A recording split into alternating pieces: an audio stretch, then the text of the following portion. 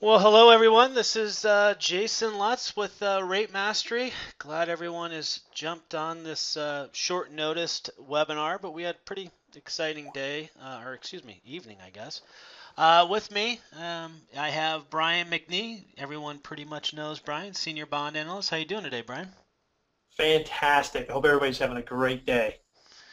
Um, let's just jump into it. We have, just so everyone knows, Bryan has another commitment, and as you could tell from the invite, this was very much impromptu, given the sort of, I guess, wave election is what some of these commentators are calling last night happened. And so we wanted to have a very brief webinar about really what this can mean for the economy, what this can mean for obviously housing and interest rates, and Bryan has quite a few thoughts on it that he wanted to share. So I'm actually just going to leave it over to him or push it over to him, and he's going to take over the screen. And then, Bryan, I will kind of, and everyone, I will be reviewing any of the questions that are jumping up as we go, and I might pipe in here and there and as appropriate and ask you those questions, Bryan. Excellent. Okay. I'm going to attempt to show my screen right now, and hopefully you guys are looking. I've got two screens. It's the one with my, I guess, presented by Bryan McNee, Senior Bond Analyst. If that's the screen showing up on yours, Jason, I will go ahead and keep It it going. is, and actually, before we jump in too much further, I forgot if someone, anyone can go ahead and just say yes, you can hear us okay, and you can see Bryan's screen, which I can just fine. Excellent. Well, thank you, everybody, for taking time out of your day. I know a lot of you were watching the midterm elections, and boy, I tell you, cable TV has just been going crazy over this. And really what I wanted to do is as an economist, as a trader, you have to be pragmatic about things and sort of remove the filters about which way you may lean in one part or another. Just to put it in perspective, you know, there's been situations where we've had President Clinton who on a personal individual level might not have been the greatest guy. In fact, he was a little sleazy, slimy, but he was a pragmatist. He actually was a very good leader, and he worked very well with very conservative Republicans like Gingrich to get a lot of legislation done.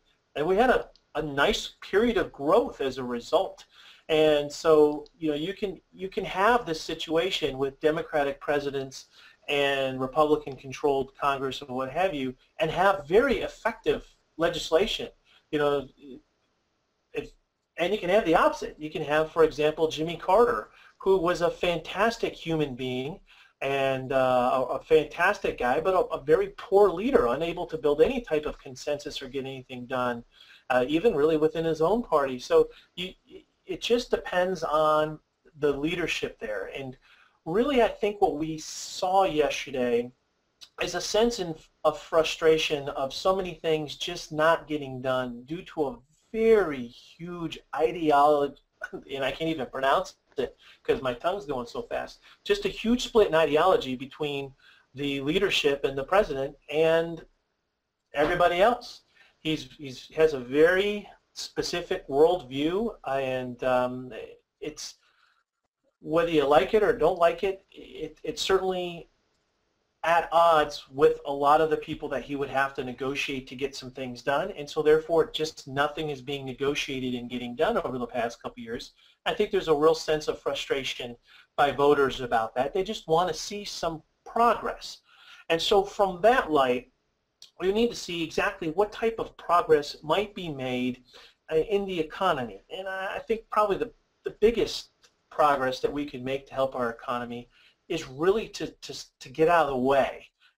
We haven't been able to do anything, and it's really kept us from growing because business leaders, small business people as well, just are unable to determine exactly what the future course of the economy is, what the rules will be, that sort of thing, and it's really hampered our growth. So let's dive into this and let's see some of the things that could have a play and will have a play actually on our economy. And the first thing that I want to focus on is that economics starts locally. Of course, you're all familiar with macro and microeconomics. I don't really consider us an entire state as a microeconomy, more like a a city, municipality, maybe a county type thing or a borough. And then we get more to a macro situation on a state. Many of these states actually have economies larger than many countries across the earth. And so what I want to point out is a couple key things is that the leadership in those states have shifted. Some of them are incumbents and got reelected, but what's important to note here is that Arkansas, which of course that's Clinton's playground, you know, that went to a Republican governor.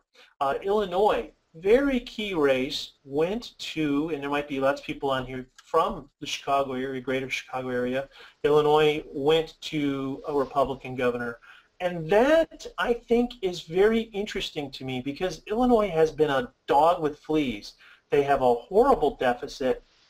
They're in debt, billions of dollars, and of course they have a reputation, excuse me, for a lot of voting shenanigans as well.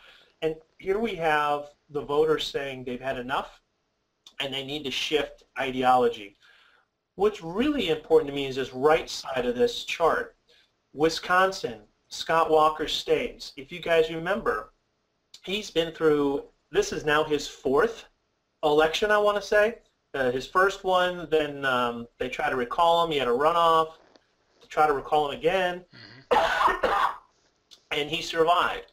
And he faced significant pressure from the unions on that as well. And that's something I want to really talk about. 1 second while I blow my nose. And pause.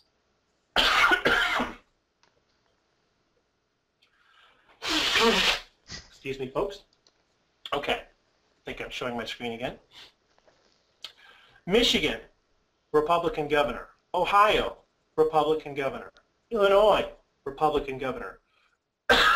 Excuse me, this is going to be annoying for you in a second. This is the Rust Belt. This is hardcore manufacturing. This is the bedrock of unionization. And the unions have been after Scott Walker with everything they've had. They haven't won. Unions were after Bruce in Illinois. They didn't win. So what does this say? This says that the manufacturing base obviously has retreated in those states, and voters are no longer being swayed by all the negative campaign ads that are being run by all the union-supported political ads out there. This is an important shift because unions provide a significant headwind to economic growth because it doesn't allow economic growth to foster in a classic open marketplace with supply and demand where wages and other negotiations can be handled in an open market. Instead, it's driven by other things. So unions provide, at this point in time in our economy compared to prior points in time, it's providing a significant headwind. And so this is good. This is good that this has happened on the state level. Now let's take a look at some of the things that could happen with the Senate being controlled now by Republicans.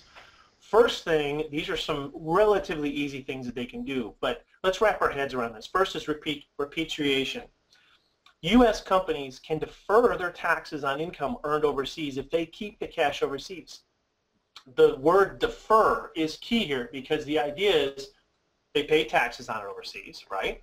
And so they've already paid taxes on it once. But if they want to bring it to the United States, then we say, we're going to tax you again. It's double taxation without representation. It's absolutely unfair. 307 the largest U.S. companies have over $2 trillion in cash overseas. They include ones like Apple, Microsoft, Pfizer. I mean, these are big, big corporations. Now, Bloomberg estimates that if we repeated what we did in 2004 and had a tax holiday that did tax them, but just at a reduced rate than the usury rate that we would normally charge them, then we would take in about $20 billion in instant tax revenue.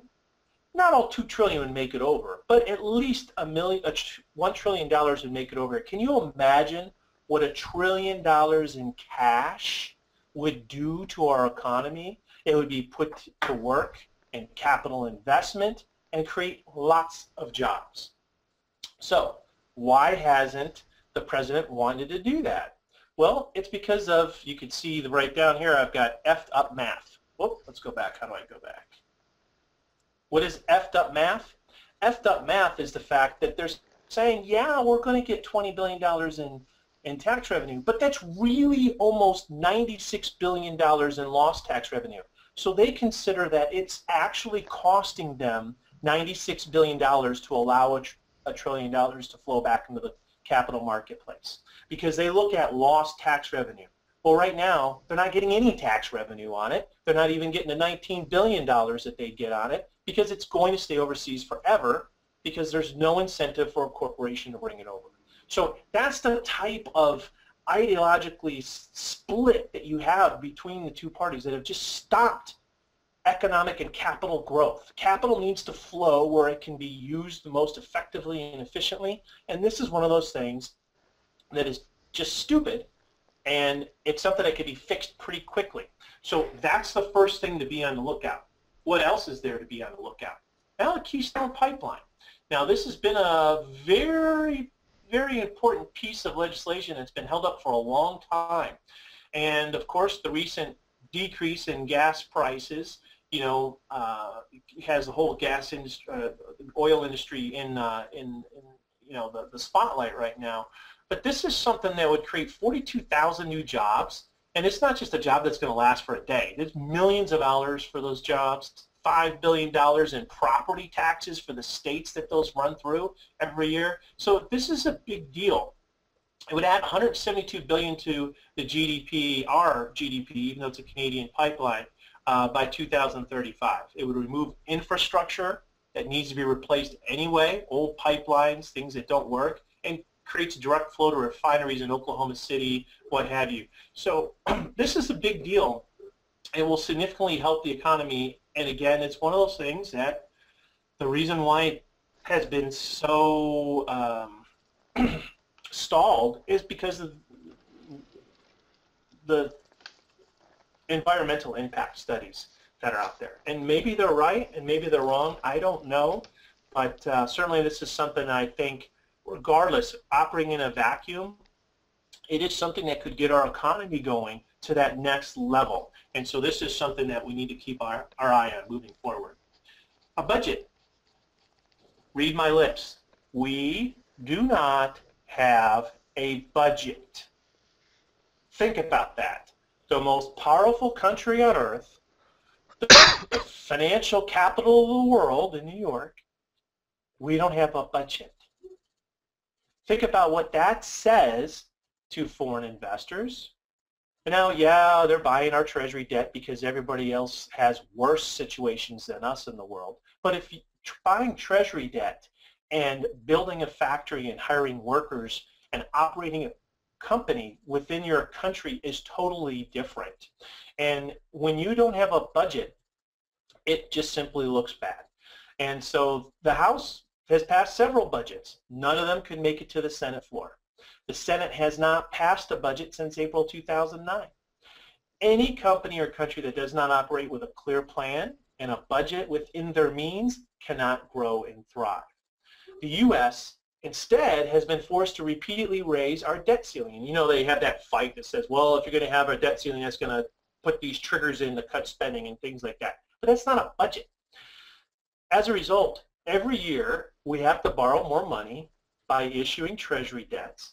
And here's the thing you need to know about the treasury debts.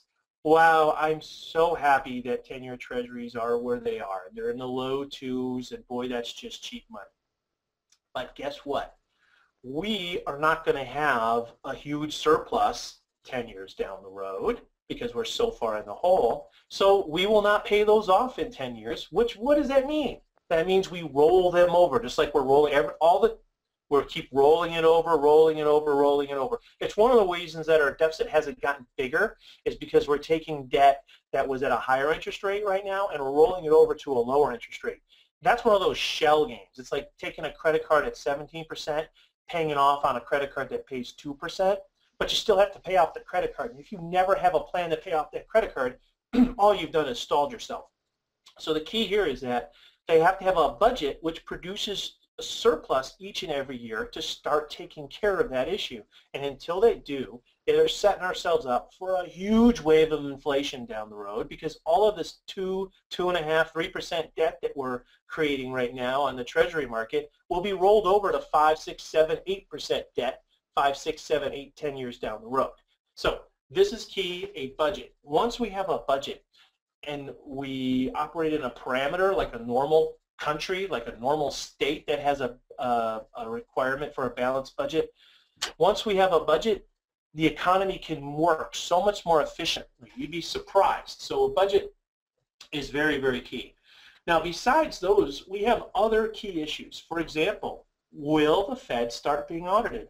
What will happen if the Fed starts being audited? Why is the Fed so afraid of being audited? Why, they print out these very broad-based balance sheets that no one can independently verify other than them saying, here's our spreadsheet. So if they're audited, what does that mean? That is a very key issue. Also, besides the fact that one party has taken control over both now, you're going to have some changes in actual chairs. For example, McCain will now become the Armed Services Chair. How does that change our military budget, Pentagon spending, how we deal with ISIS? I know he's against several key planes that have been out there, and they've been like 4 times over budget and they don't exist yet. I know he's against that and scrapping those plans.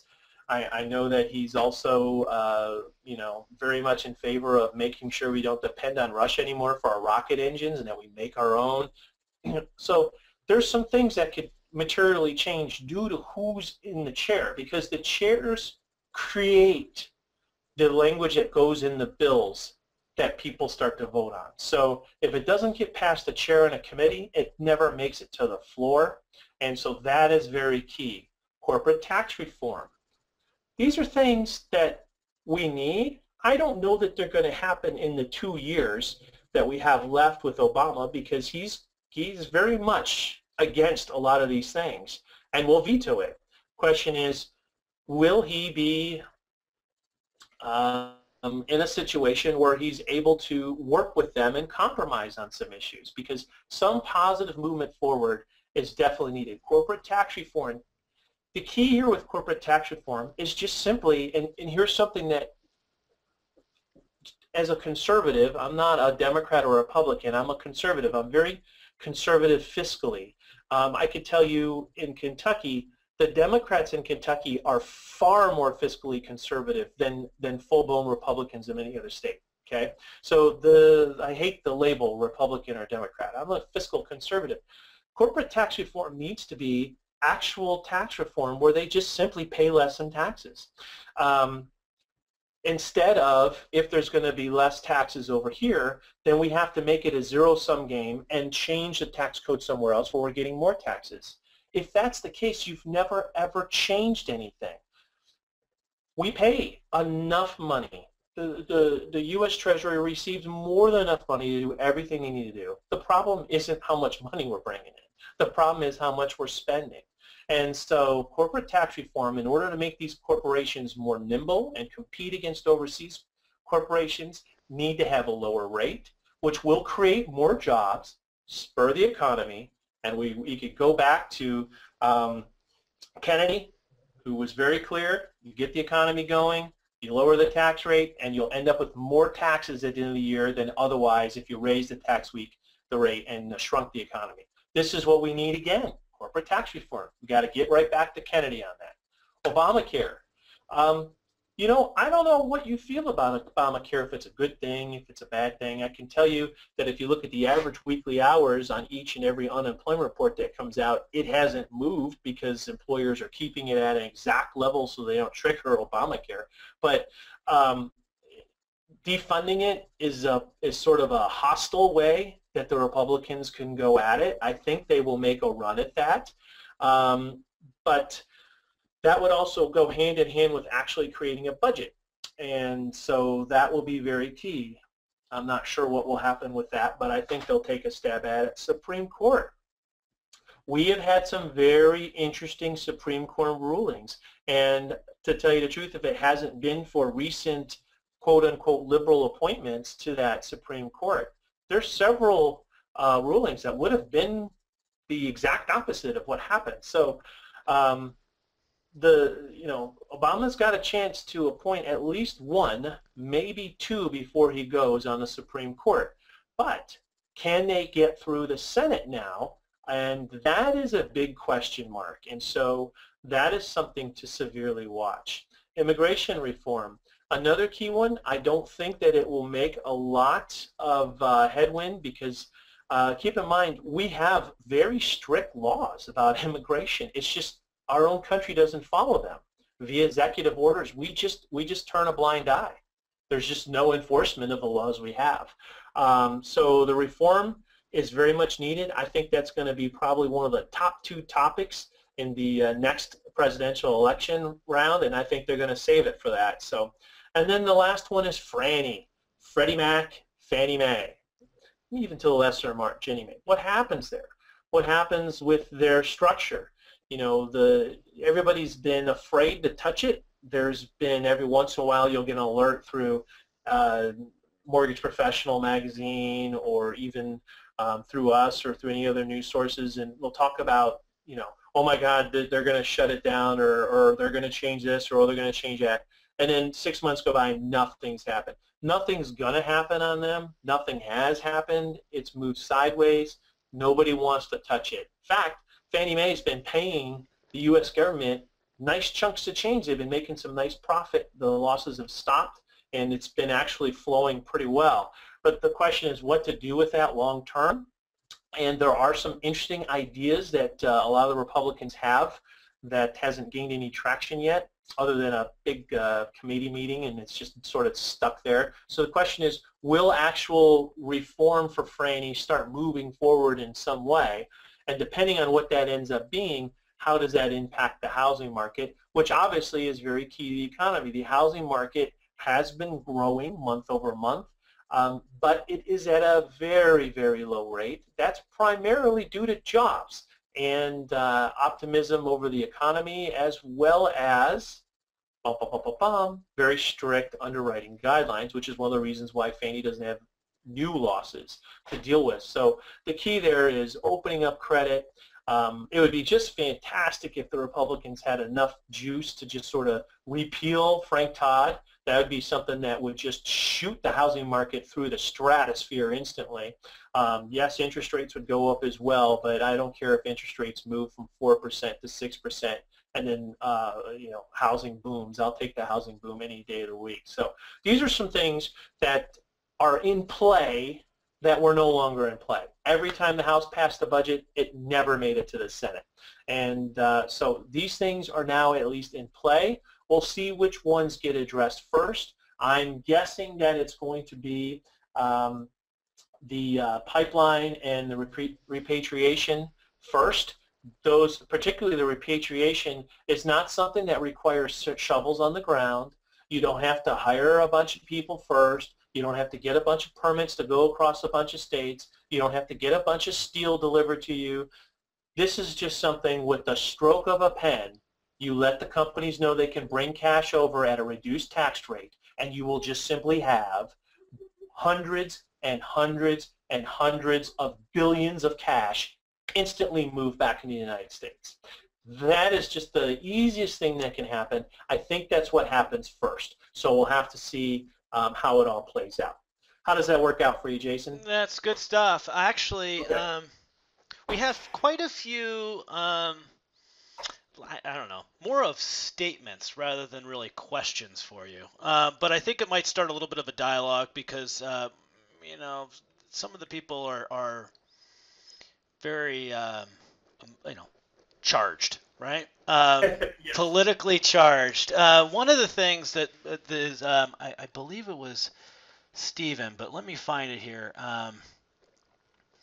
Yeah, and when they're politically charged, I just want to just reiterate that I'm looking at this from a fiscal conservative point of view. not Sure. one thing is right or wrong from an ideological point of view. Yep. But one of the things that you had mentioned, I believe Stephen had spoke about this, is regarding corporate tax reform. His statement basically is the president is actually for corporate tax reform, but he wants across-the-board tax reform, not just corporations. Otherwise, he'll never get the rich to pay off the debt that they mostly ran up in the last 30 years. I'm not sure what they mean by the rich racking up the debt, but Well, I see, guess. that's a very, the statement addresses the fact that he's emotionally invested, that he perceives the rich as being part of the problem. And, what I'm talking about is people may say they're for tax reform, but they're not. Tax reform needs to be, we collect less taxes as a percentage of everything, regardless of who pays it. He's saying he will allow corporate tax rates to drop, but then there's other tax things that kick in and make it up in other areas. And so that's not tax reform. So when I say corporate tax reform, I mean quite simply corporations will pay less taxes and it's not made up somewhere else. Right. And that's what I'm talking about. Those are things that will spur the economy. Whether or not you think it's fair is something that every person must address themselves. I'm not talking about what's fair or not fair. I'm talking about the economy. That the economy is something that should be allowed to operate with market forces and competitive market forces, and our corporate tax rates are not a competitive market force right now. Another thing that I've actually heard the argument a lot, and actually it was posted a few times from a few people, that the repatriation really sort of struck a chord in the sense that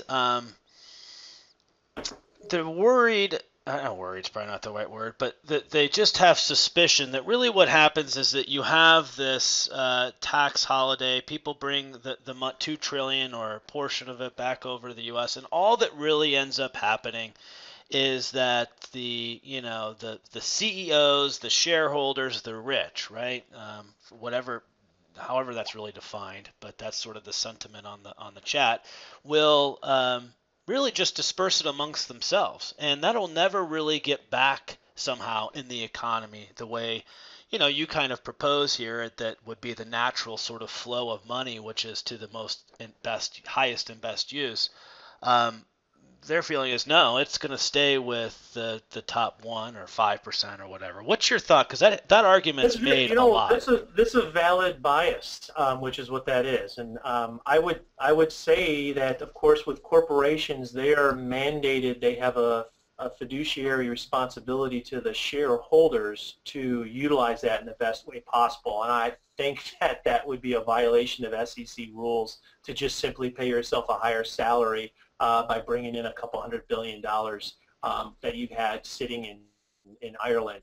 But I think instead what you may see, which I would not be in favor of, is these companies buying back their stock with the cash or things of that nature, which could very easily be done, and that money isn't really being put back to work into our economy. And I agree, if the money comes back, then it should be pretty clearly stamped by the Senate that if you're going to use it, you have to provide documentation that it's being used in a certain way, not just to buy back stock.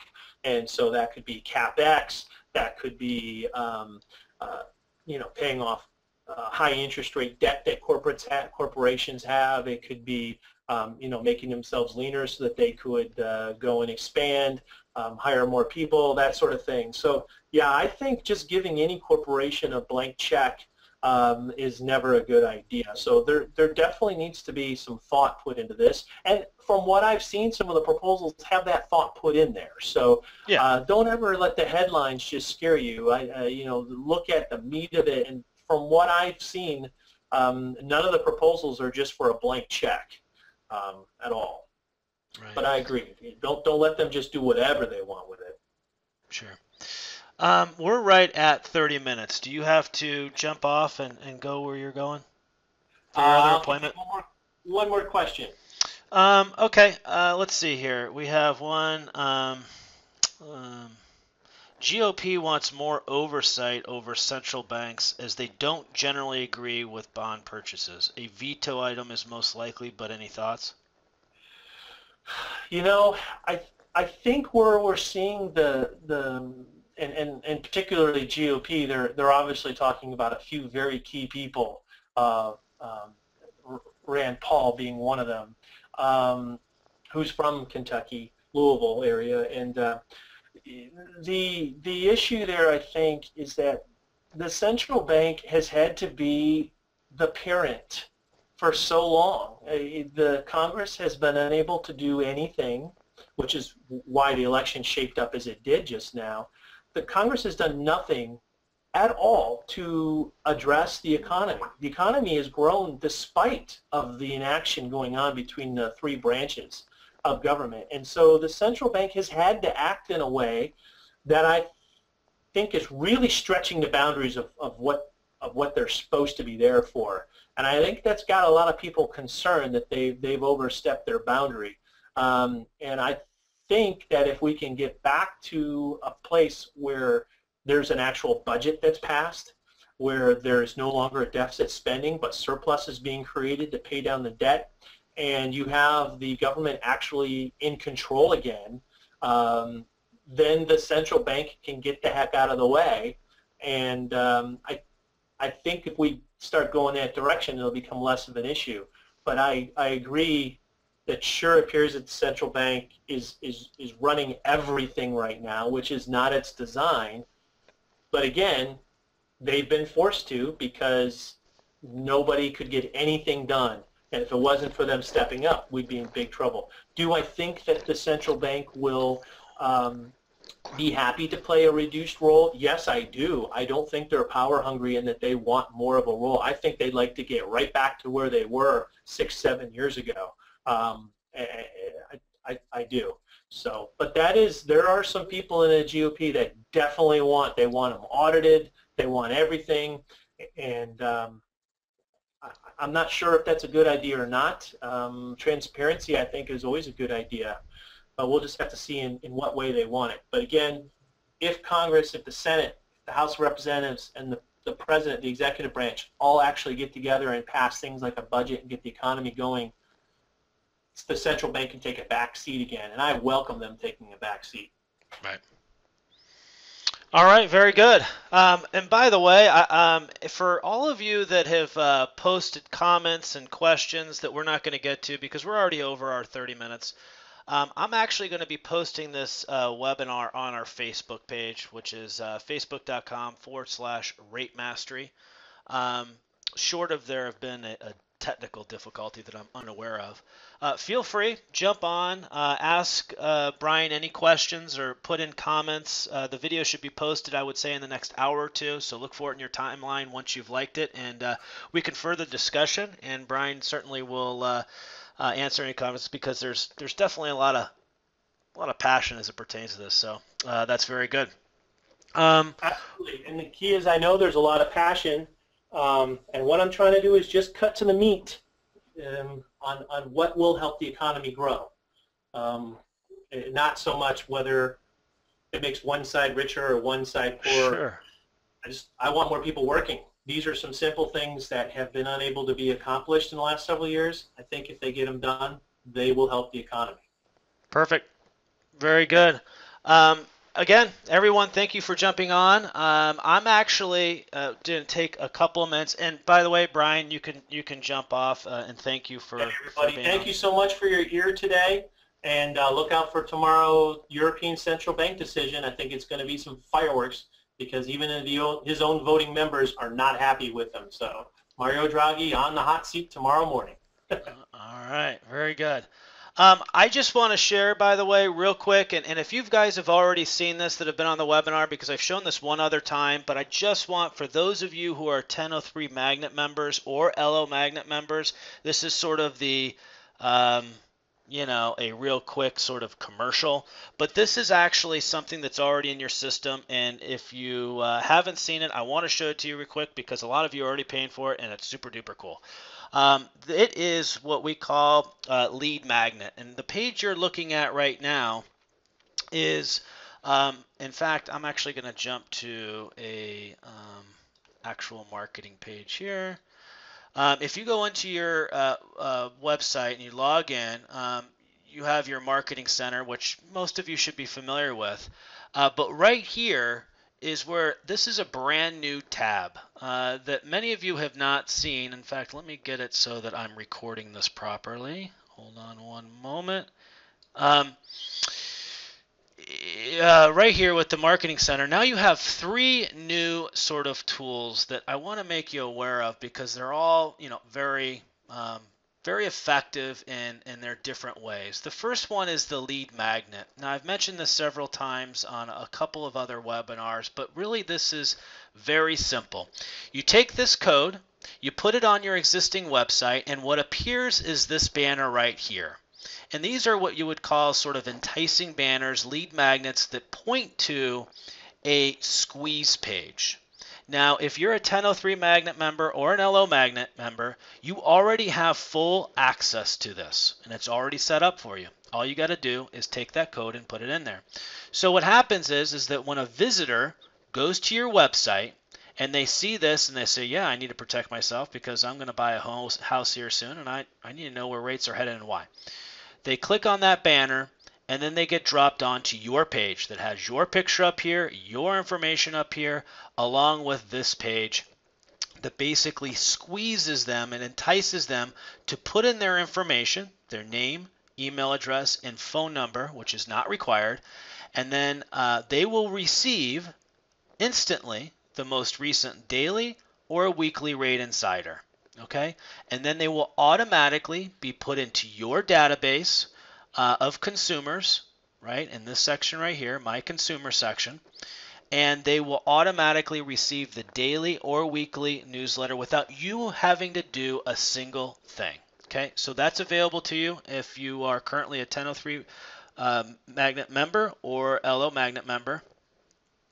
In addition, we have the Rate Mastery widget, and we have the Rate Mastery tools, which this has actually been on here for quite some time, so I'm not going to go into a lot of detail on this, but essentially you're able to put down the fact that if you're a 1003 Magnet member, which means you're automatically a registered Rate Mastery member, which you can put on your signature, you can put that on your website, and it takes you again to a page that denotes all the things that you get and you digest each and every day with 1003 Magnet and LO Magnet.